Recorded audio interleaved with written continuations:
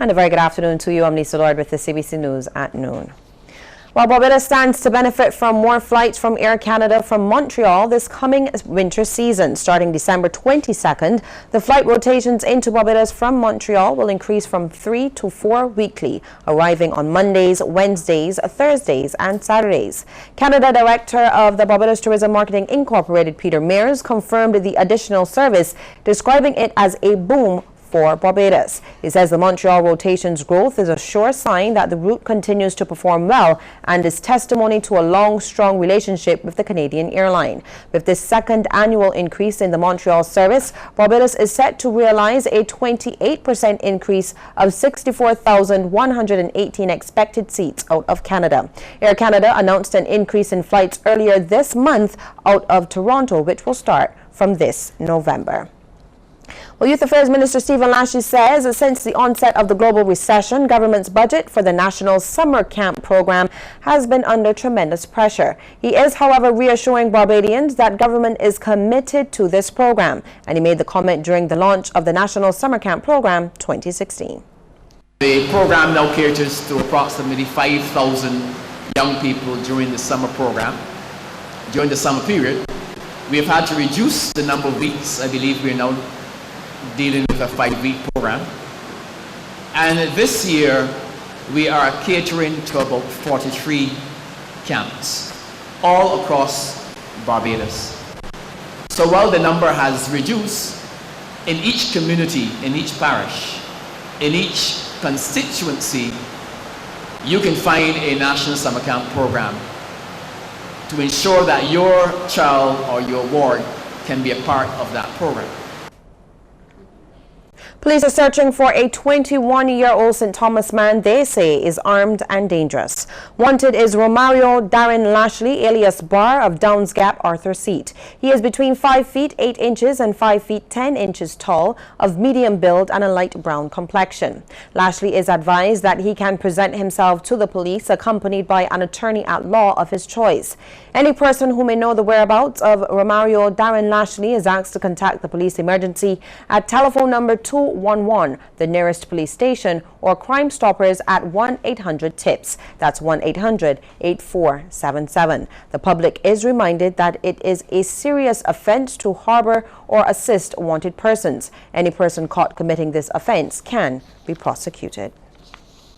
Well, Attorney General Adriel Brathwaite says a legal framework should be set up for organ donations. He shared his view during a meeting held at the Pan American Health Organization in Darrells Road yesterday. There, both health and legal practitioners had talks on strategies for the development of policies for health-related law.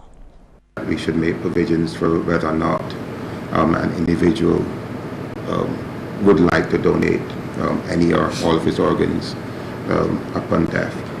And set up an acceptable legal framework to incorporate that. 120 children in the Juan's Village, St. James area will soon have access to a new nursery school that could stand to benefit the entire community.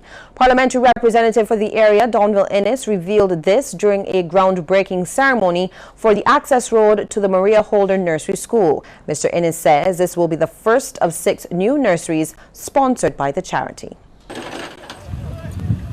Large middle income are also the ones who need to have access to these state-owned facilities such as nursery schools, so they can get on with their other lives and know the children in a safe environment. So it's another example of the government's commitment to our communities such as Juan's Village and surrounding areas, and more a national policy of ensuring that we provide adequate nursery school facilities in this country on the whole.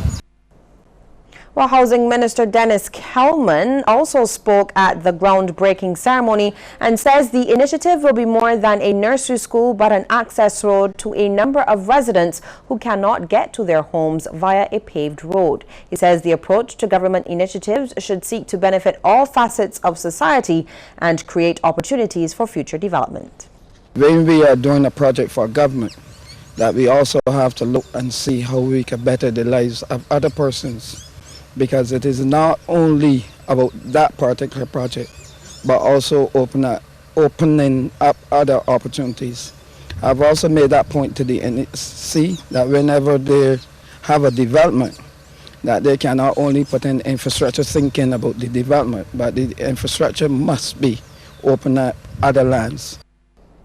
Parts of St. Andrew, St. John and St. Joseph will tomorrow face water outages as there will be a shutdown of the Springs main along Mount Pleasant, St. Philip to Bend Spring in St. John. Now, as a result of the work which forms part of the Barbados Water Authority's mains laying project in Package B, customers are encouraged to store an adequate amount of water for the duration of that shutdown. The shutdown will be from 9 in the morning until 9 in the evening. Affected areas include Blaze Hill and thickets in St. Philip, Consett Bay, St. Mark's, Fortescue, Bath, St. Margaret's, Glen Burnie and Foster Hall, St. John, Tent Bay, Bathsheba, Joes River, St. Elizabeth, Cattle Wash, East Coast Road in St. Joseph, and Belle Plaine, Lakes, Isolation Road, Franklin Duglin Road, Babylon, Walkers, Shorey Village, Chalky Mount, Cambridge, Brucevale, St. Simons, Bawdens, Cane Garden, Brucevale and Baxter's, all in St. Andrew.